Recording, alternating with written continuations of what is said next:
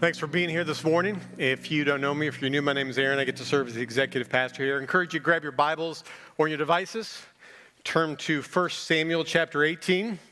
Actually going to be in chapters 18 through 20. So if you're new, one of the things I'd love to let you know about is that we put a reading plan out with every series. And so we actually ask you to read ahead of where we're going to preach. And so obviously that will give you a lot of context coming in today, because neither you nor I want me to preach for 3 straight chapters. And so that will help you as I just focus kind of on chapter 18 to be able to come in already this morning and understanding a little bit about what God has to say in his word.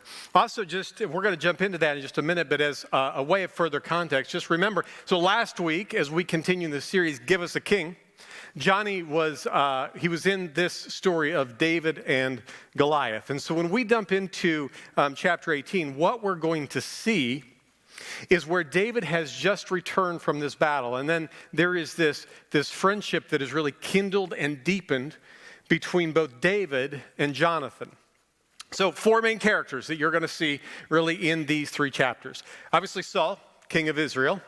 David, the future king of Israel, Jonathan, who is Saul's son and David's best friend, and then Michal, who is one of Saul's daughters, and a little bit later in chapter 18 is going to marry David. Now, really kind of the overarching theme that we're going to see is that after this battle is won, there's kind of going to be a parade. They're going to come in and they're going to like hoop and holler, and I don't know if you finished the reading plan last week, but right, we left off with David having the head of Goliath in his hand. Like, it's just kind of like, ugh. And now all the women are going to come out and they're going to cheer. But in the midst of that, what we see is this jealous rage that just kind of comes over Saul.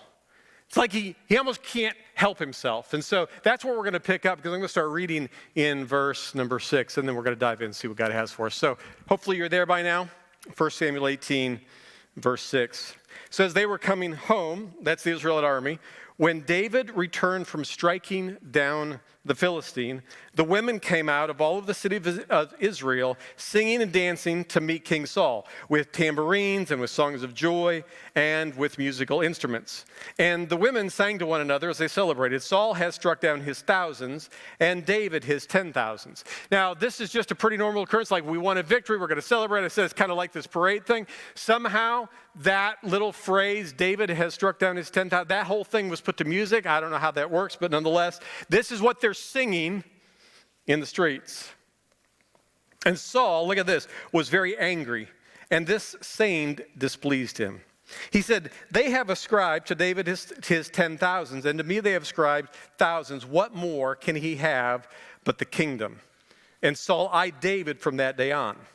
Now the next day a harmful spirit from God rushed upon Saul, and he raved inside his house while David was playing the lyre. And as he did day by day, Saul had his spear in his hand.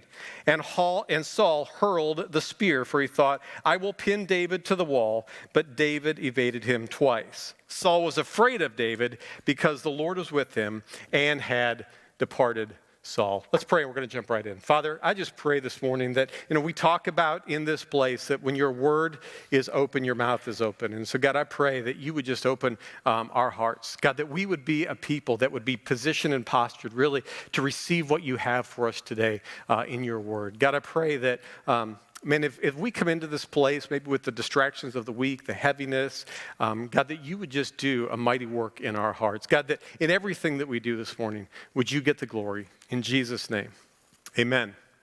So here's the title of the message: The Delusional Demands of a Jealous Heart. And I think that we actually have to stop and say there's a couple of temptations as we come into this text and we look at applying God's word that I think is helpful for us. So first of all, one of the temptations I think we face is that we might come in here with a different definition of jealousy. So for sure, jealousy does mean when someone has something better than I am, like that I have. An example of that is like both Johnny and Mark have iPads and Aaron preaches off of notes. Right? So I can be jealous of them. It's just because I'm cheap. That's really why I don't have an iPad. It's not because I'm jealous. So for sure, when we look at other people and say, man, they have something that I don't have, but I want you to see really more of a fullness and flavor of this illustration because it's going to help us as we unpack this text. And it's this: jealousy is being protective or fearful of losing a few things: your position, your possessions, or your situation to someone else. So keep that definition in your mind as we look at this text. Now, here's the other temptation, I think. When I first said, here's the title of the message, The Delusional Demands of a Jealous Heart, I wonder how many of you, you don't have to raise your hands, but I'm wondering how many of us first thought, oh, I know somebody who's jealous of me. Okay, so just put that may be true. Somebody may be very jealous of you, but here's what I want you to consider. I want you to consider the ways that our heart is actually jealous and consumed by jealousy of other people. So let me give you the main idea, and then we're going to kind of unpack this morning. Here it is. Jealousy demands from others what I believe I deserve from God. So keep your finger or your device in chapter 18, but look real quick at chapter 19, verses 4 and 5. Because Jonathan and Saul are having this conversation. And it says this: and Jonathan spoke well of David to Saul, his father. And he said to him, let not the king sin against his servant David, because he has not sinned against you, and because his deeds have brought good to you. For he took his life in his hand, and he struck down the Philistine, and the Lord worked a great salvation for all of Israel. If you underline, if you highlight, I would encourage you to do that. I'm going to come back to that at the end of the message. The Lord worked a great salvation for all of Israel. You saw it. You rejoiced. Why then will you sin against innocent blood by killing David without cause? Man, if we understand just that one verse, what we see there is that Saul's jealousy of David is ultimately a judgment against God. In his heart, he's making some judgments against God because the text is very clear. David's success was not his. Yes, David went to battle. Yes, David picked up the stones. Yes, David had the sling. But at the end of the day, God was the one who delivered the victory. And so although we already see right there in this little conversation that David is going to be the one that is the recipient of Saul's wrath in this jealous heart, at the end of the day, if he was honest with himself, Saul would say, man, I'm actually angry against God. See, jealousy begins this way. It's when our hearts make these indictments against God because somehow we believe that he did not deliver what we think we deserve. Now, I don't know about you, but we all go through life, whether or not we're willing to admit this, believing that we deserve certain things from God. It is a way that we just kind of live life. I don't know if you've ever been called or been a part of a grand jury. But when a grand jury was convened, what they do is they call all these people. It's kind of informal. It's not like the courtroom. We call all these people. We sit in a room, and the prosecutor is present, and they lay out a case. They lay out some evidence in order to determine if there's probable cause to issue a charge or an indictment, usually in a very serious charge, against a defendant. Now, what's unusual or what's different about a grand jury compared to a trial or anything like that is the accused is never present. They're not there. It is this room that's just done in secret. And out of that, what happens is this indictment is issued. And I think a lot of times that in our own hearts, what we do is that we issue these secret indictments against God. What are some of the ways that we indict God? Man, our hearts can make an indictment against God, against his goodness, when we lose what we have. Now, I don't know about you, but if you've ever been at a place in your life where you have lost something or you were on the precipice of losing something that you can't even imagine that you could live without, our heart can make an indictment against God's goodness. And I'm thinking in this text, I don't know what's in Saul's heart ultimately, but he knows he is going to lose the kingdom. So how easy is it of us to say, man, God, because I'm going to lose this, you're not good. Or our heart makes an indictment against God's power when we experience some sort of failure. So all of a sudden, when we look at what we're experiencing in life and someone achieves something that we failed at, like, man, that's not fair. Like, where's God's Where's God's power in that? Why didn't I experience the same success that this person did? I think if we also just consider maybe how Saul's heart was kind of swirling in this moment, David had this success in battle.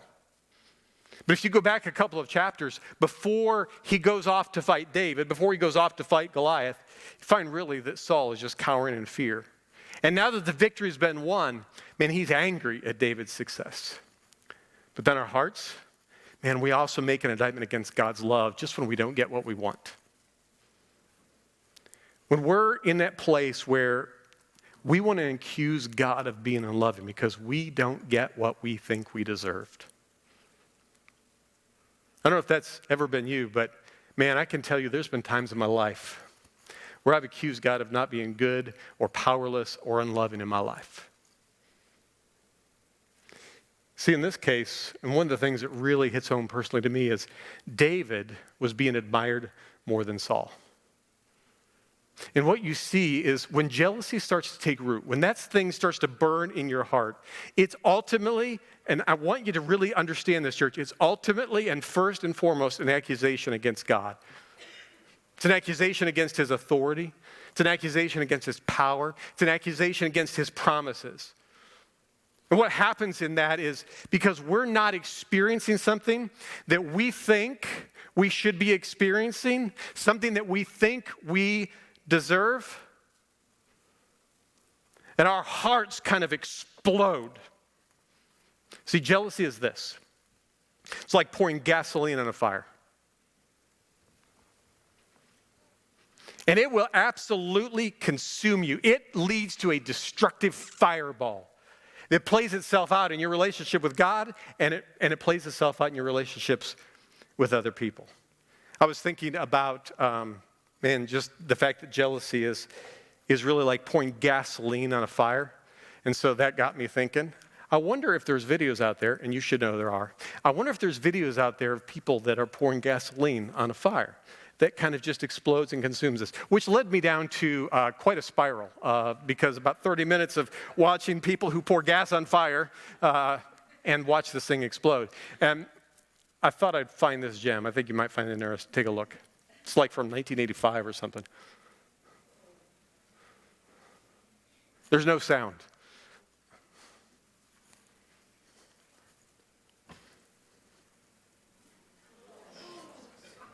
He's okay.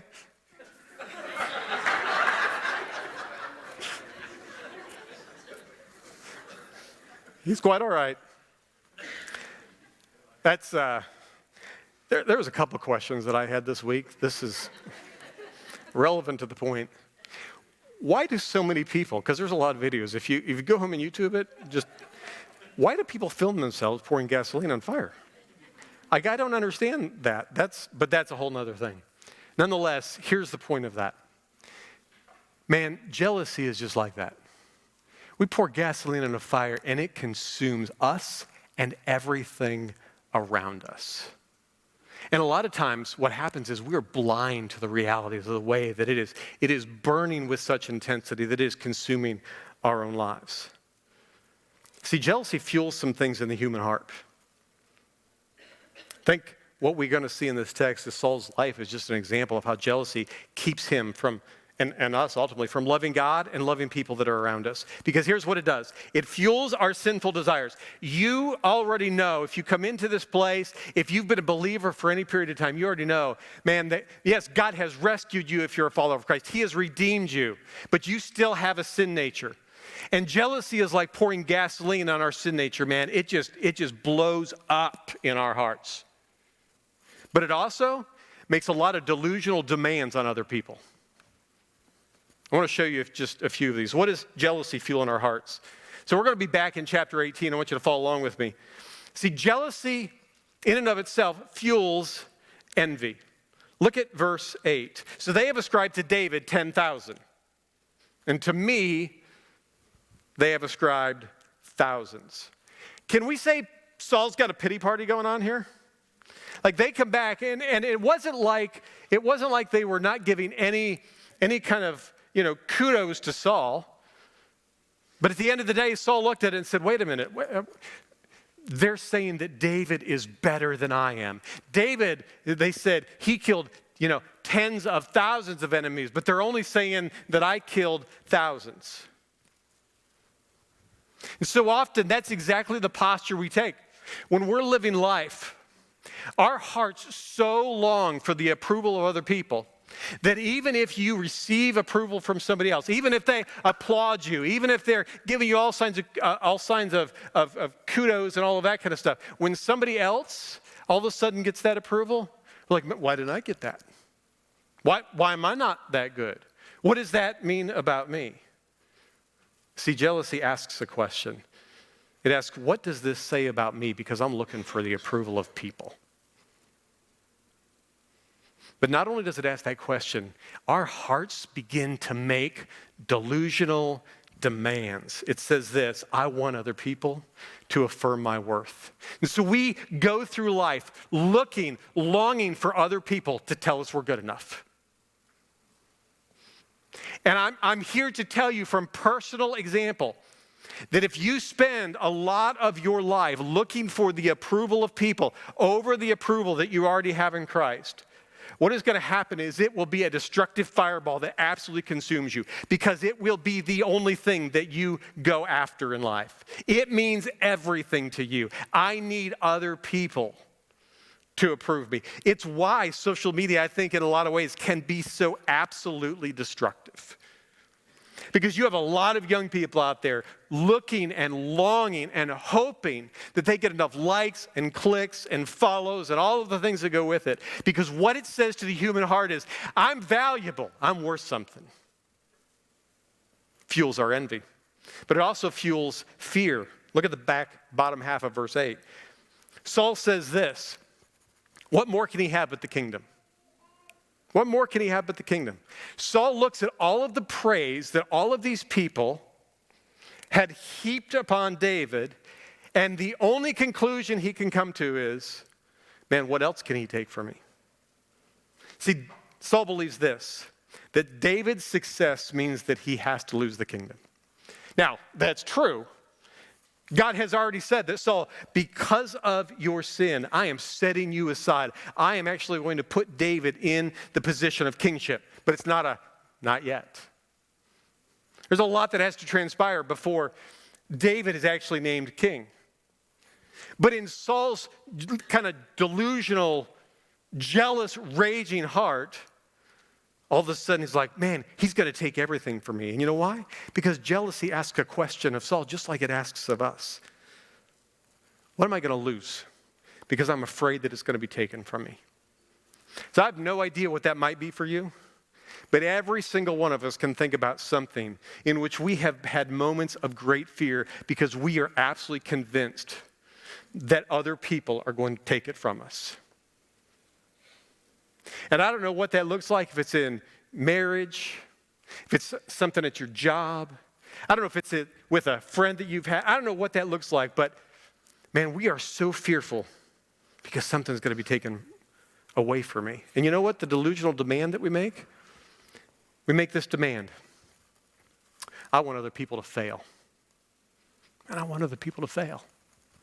Now, I'm not going to guess, and you don't have to raise your hands, but I'm going to suppose that none of us would verbally sit down. If we were having coffee together this morning, and I asked you this question, you're probably going to say, oh yeah, man, you wouldn't believe, Aaron, the list of people that I have in my heart right now that I hope to fail, man, it's long.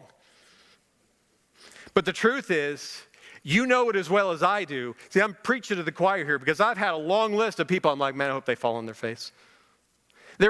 Nothing would make my heart happier in that moment, I think, than if they just completely failed. See, jealousy is fuel for our fear. We envy, we fear, but then jealousy also fuels suspicion. And I want you to see as well, church, that these are building because envy leads to fear. Fear is going to lead to suspicion. Verse 9, it says this, so Saul eyed David from that day on. Look at that. And Saul looked at David always through suspicious eyes. I feel like that was a 1980 song, was it? I think so. Going back to my time. I digress. Now, here's the thing. David never tried to move ahead of God's timing.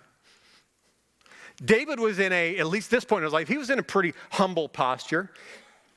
He wasn't trying to say, oh man, God has anointed me king, and so Saul, it's time for you to get out. He did everything he could in order to have a humble posture. God, I'm going to wait on your timing.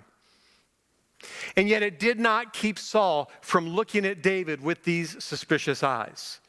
Always wondering, always believing, never trusting. It's because this jealousy asks, who's out to get me? Because I don't think I can trust anyone. Have you ever been there? Have you ever been in a place where you think, man, I don't know if I can trust anyone? Me, myself, and I. We have this little council, and it's like, I'm the only one that I can trust. And if that's ever been you, I want you to consider the ways that jealousy may be actually fueling your suspicion of other people. Because here's what we don't do often. We don't think about others first. We don't assume the best. We start to look at other people always with a suspicion that they are out in some way to hurt us. And then we make this delusional demand of other people, even if it's just in our heart. Other people always have to prove themselves to us. And man, one of the most tragic things is that I see this in relationships especially a lot, is that even when there's been confession and repentance, man, somebody's always behind the 8 ball. Man, always am I going to be suspicious of that person, and so they just have to constantly prove to me that they're different, that they're changed, so that I don't have to be suspicious. That's jealousy. That's jealousy that fuels that. Jealousy also fuels this. It fuels hatred. Look at verse 11. Saul then hurls the spear, for he thought, I will pin David to the wall. Now you're going to see throughout this text a few times, by the way, Saul keeps trying to kill David, which at some point I'm wondering about how bright David is, because he keeps sticking around. But nonetheless, here we go. Saul hurls this spear and says, I will pin David to the wall. You know why? Because he believed that the only way he could stop David was to kill him. At the end of the day, what was birthed in his heart was just this hatred, this seething like anger. Because jealousy asks this question, who can I hurt because my fear wants to seek revenge? See, so let's recap here a little bit, because I used that video to illustrate what it looks like when we pour jealousy on a fire of our hearts. It produces envy, that produces fear, that produces suspicion of other people, that ultimately is going to land at that place where it produces hatred for other people. Can I be honest with you? And man, I just got to tell you that I've experienced this in my own life. Like, this has been me. 10 years ago,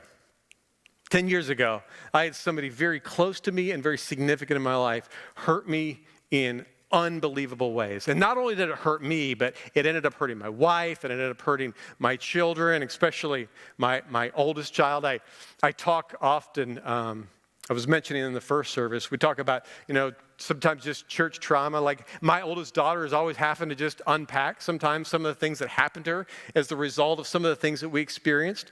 But here's the point. Don't feel sorry for me. That's not a vie for self-pity or for your pity for me. What I want you to know is that because that began to happen to me, I started to imagine what it would be like to hurt this person who was a friend.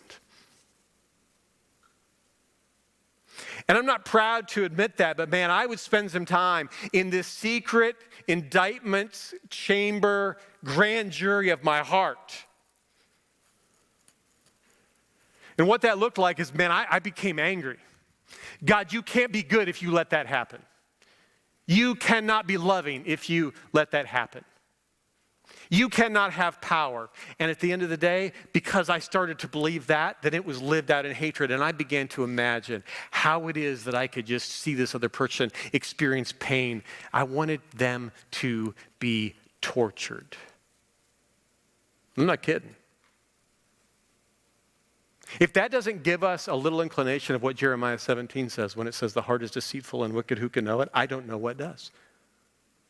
Because our heart conjures up this, and like, listen, but let's make sure we know this. I did not do anything to this individual, okay? Can we just make sure that we know that? I've never been in jail, nothing like that. But my heart longed for that person because there was hatred that was burst in my heart.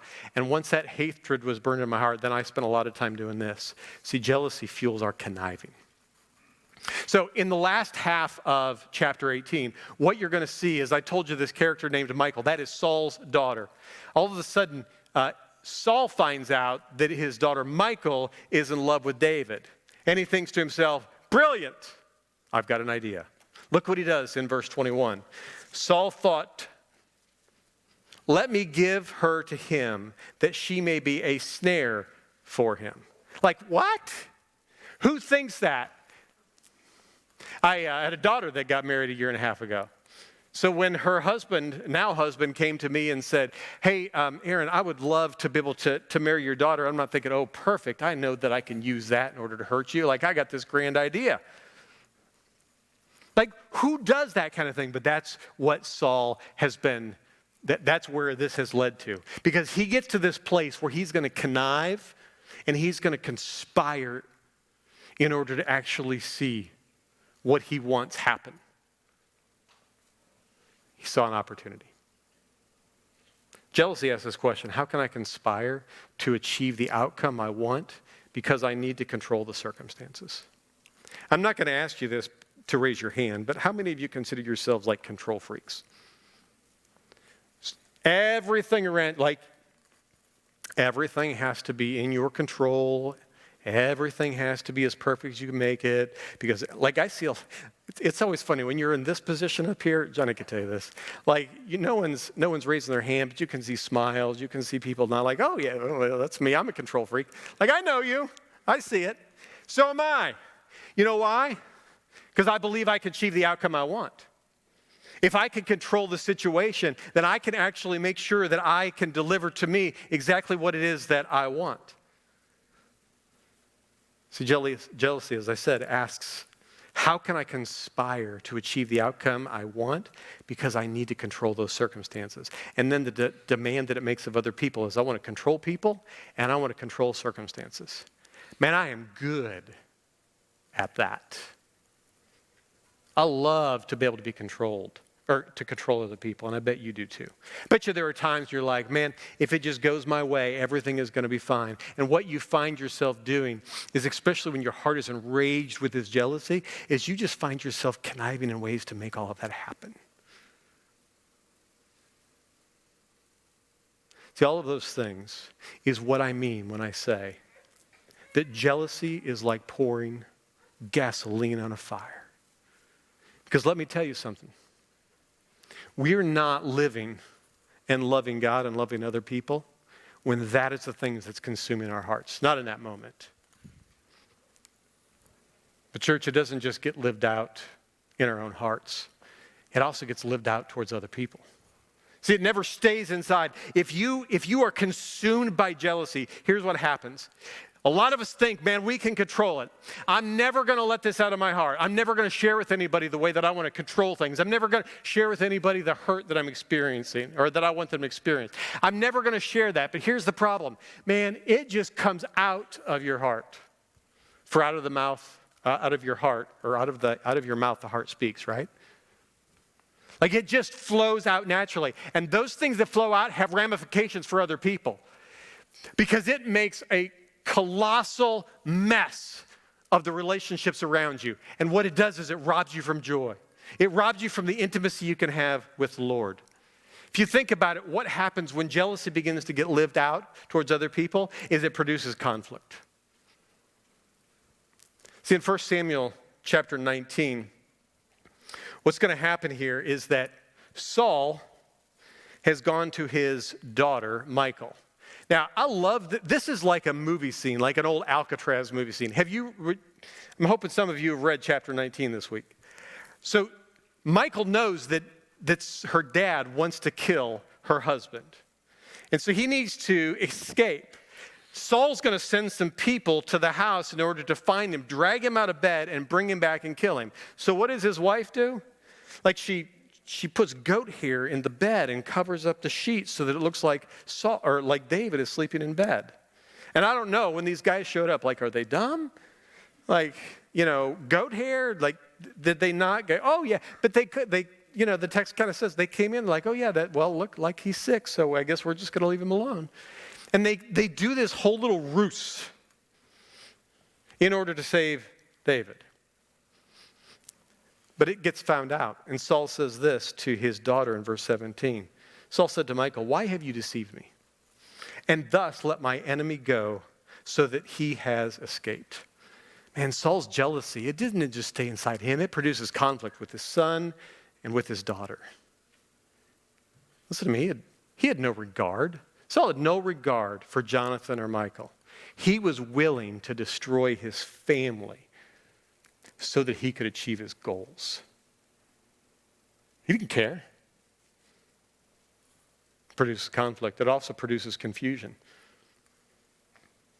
In 1 Samuel chapter 20, in verse 1, and I'm going to read it there in a minute, that's where the text kind of ends, where David and Jonathan are together, and they have to come up with this plan to figure out if Saul is really going to kill David. Now, I thought to myself as I was studying this week, how many times does he have to throw things at you before you realize he wants to kill you? Nonetheless, here we are again. And so Jonathan and David rather, are having this little powwow, and they come up with this brilliant plan, right? And so I don't have time. You can read all about it. Like, we're going to go out in the field and we're going to do all these things, and that way you're going to know if Saul is really going to kill you. But before they figure out this whole plan and how they're going to work this out, David says something that's very interesting in verse 1 when he says, what have I done? What is my guilt? What is my sin before your father that he seeks my life? Do you see the confusion there? David didn't understand why he was the recipient of Saul's rage.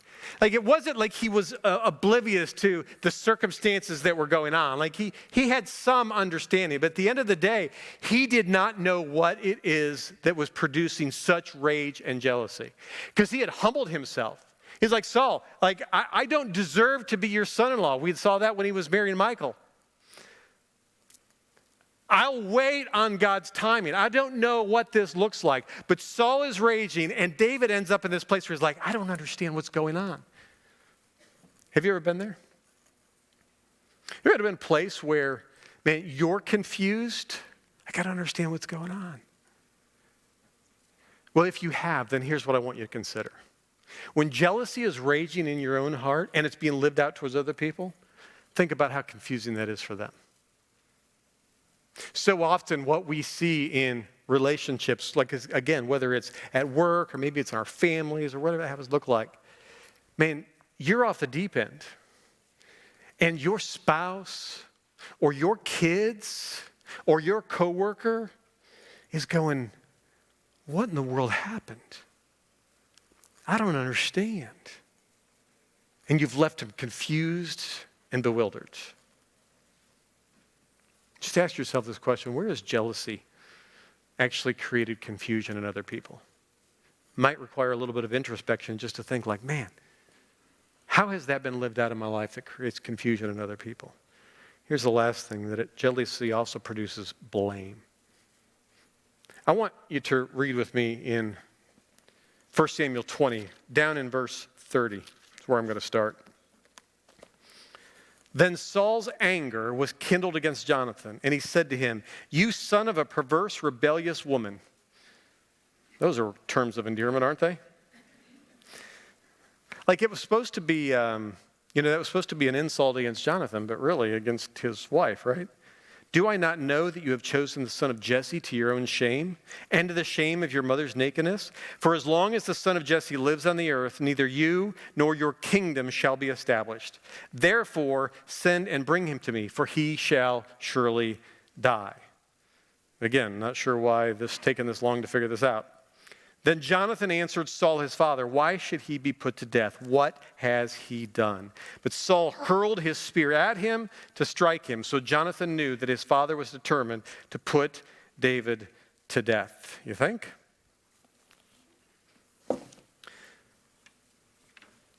Look what Saul does. he blames Jonathan for all the trouble that he's experiencing. Now listen, at the end of the day, I want you to see something even in that text. Saul wasn't concerned with Jonathan. At the end of the day, Jonathan should have been king. In the normal ways that this transpired, like Jonathan and his son, the firstborn, the oldest, should have been king. And so when Saul hurls these insults at him because he has chosen David over his own dad to love him greater, Saul says, man, like you've lost the whole kingdom. See, Saul is more concerned with himself than anyone else in that moment. Because what it would have meant that Jonathan had continued in the kingship meant that Saul's legacy would have been established for generations upon generations upon generations. In the middle, when we blame other people, so often is the case is what we are doing is just trying to speak and soothe our heart, which actually desires and wants from other people something. So how do we fight that fire?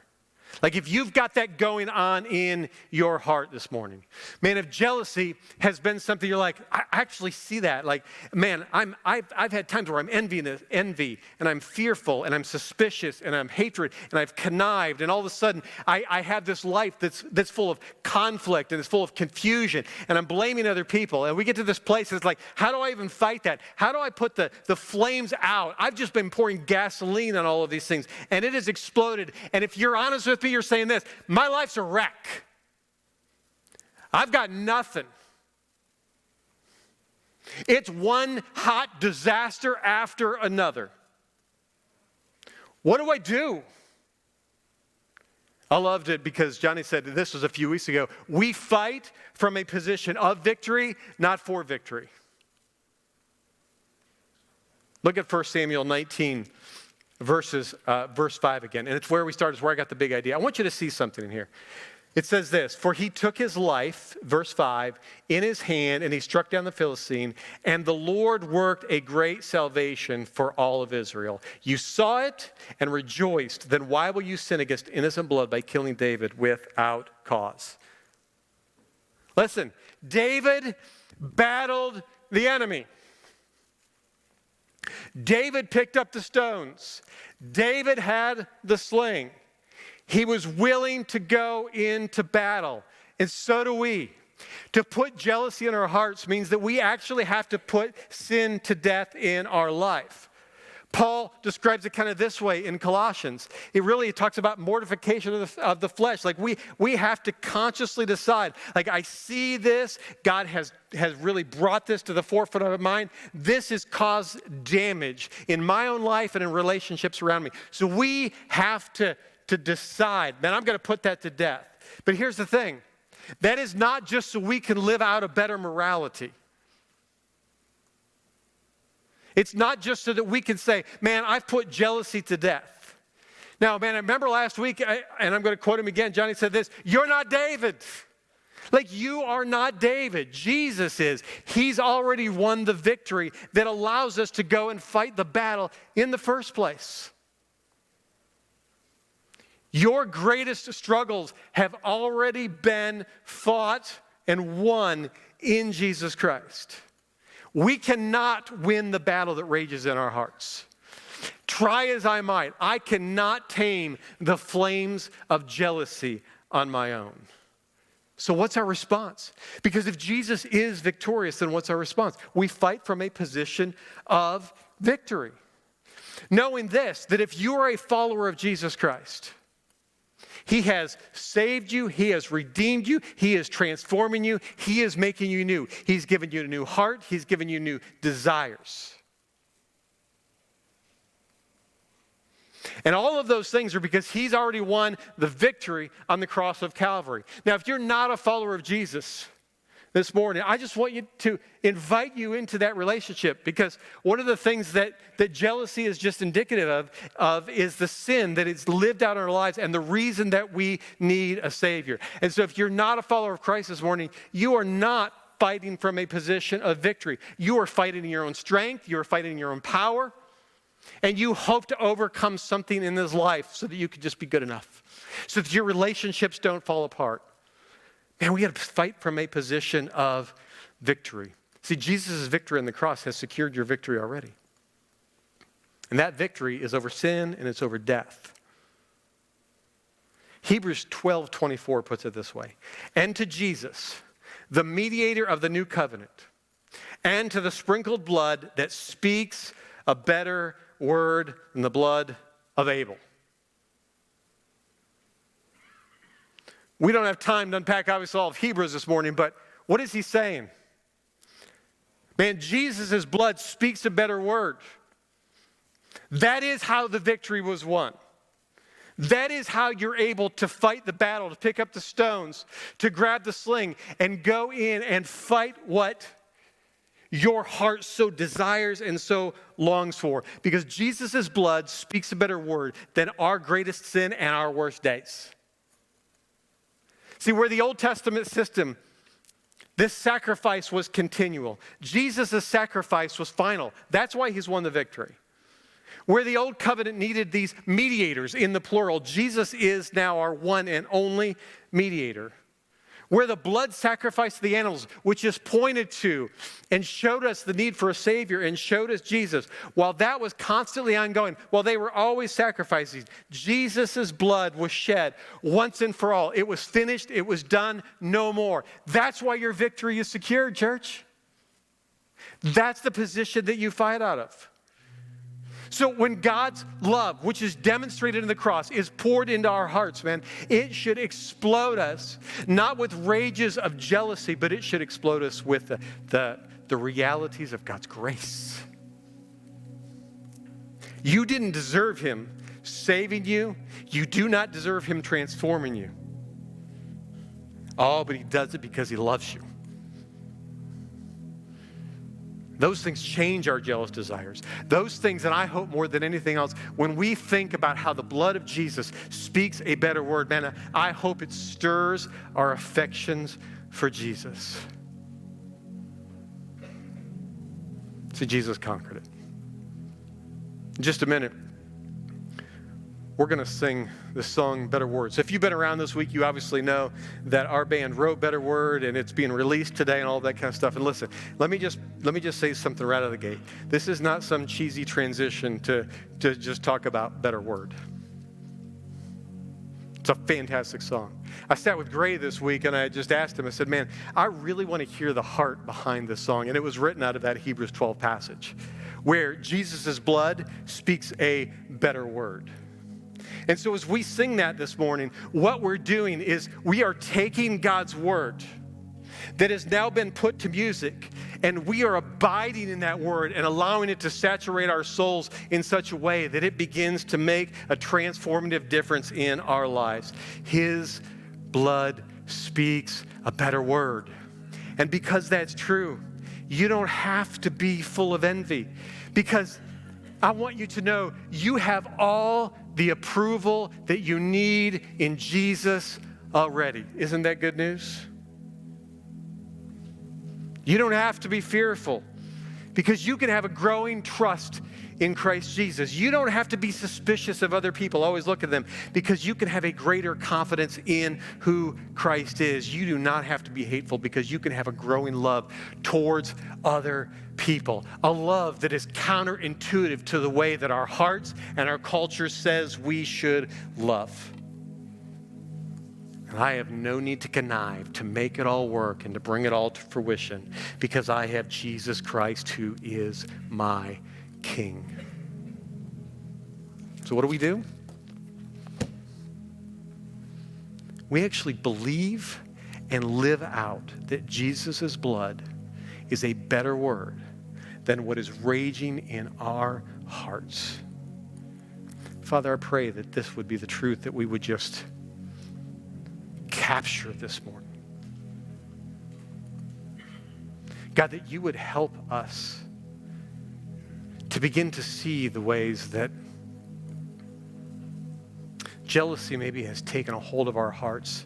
God, that you would help us to see the ways that that has been played out and lived out towards other people. And so, God, if there are people in this room this morning, man, that are just, they're just struggling. Maybe relationships are absolutely in the ditch. God, would you just convict them? But God, would you also just comfort them? Would you remind them that your blood speaks a better word than everything that they're experiencing in this life? God, I pray that we would sing now in response to worship with you. Not just a new song that we're going to sing, but actually, God, singing the truth of your word over our circumstances. Father, we thank you for all that you're going to do in Jesus' name. Amen.